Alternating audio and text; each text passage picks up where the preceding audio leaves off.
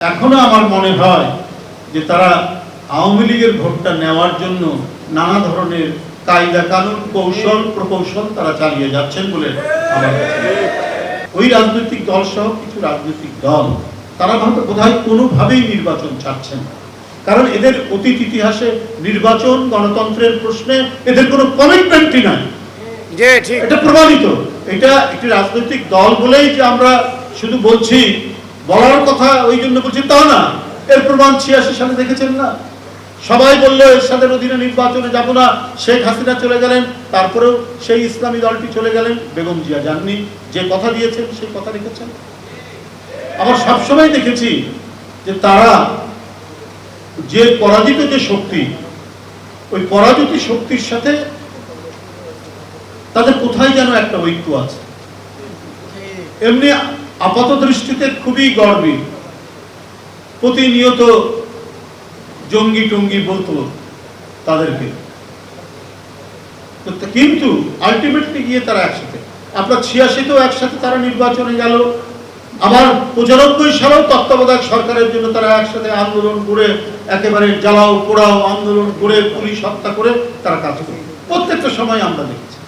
আবার আপনি দেখেন 2008-এ যে নির্বাচন, 8 নির্বাচনে দেশনেত্রী বেগম খালেদা জিয়া নেতৃত্বাধীন বিএনপি যেতে চায়নি, যেহেতু তারা তখন জোটে ছিল, তারা চাপ দিল। ডাবল ধামাকা অফার, ওয়ালটন ট্যাবলেট পাওয়া যাচ্ছে নতুন ছাড়কৃত মূল্যে। না হলে আমরা চলে যাব, বাধ্য হয়ে যেতে হয়েছিল, কারণ শেখ হাসিনা ওই নির্বাচন করবে।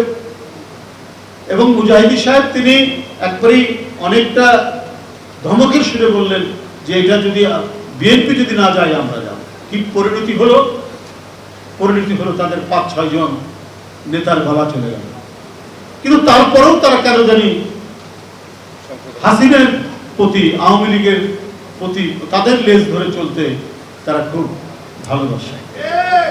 আমরা তার কিছু নমুনা আমরা ডাকসু নির্বাচনে দেখেছি, এবং এখনো আমার মনে হয় যে তারা আওয়ামী লীগের ভোটটা নেওয়ার জন্য নানা ধরনের কায়দা কানুন কৌশল প্রকৌশল তারা চালিয়ে যাচ্ছেন বলে আমার কাছে মনে হয়েছে। এই জন্য নানা জায়গায় নানা দিকে দৌড়ঝাঁপ দিচ্ছেন, এবং এই দৌড়ঝাঁপ সম্পর্কে এদেশের জনগণ সবাই ওয়াকিবহাল আছেন।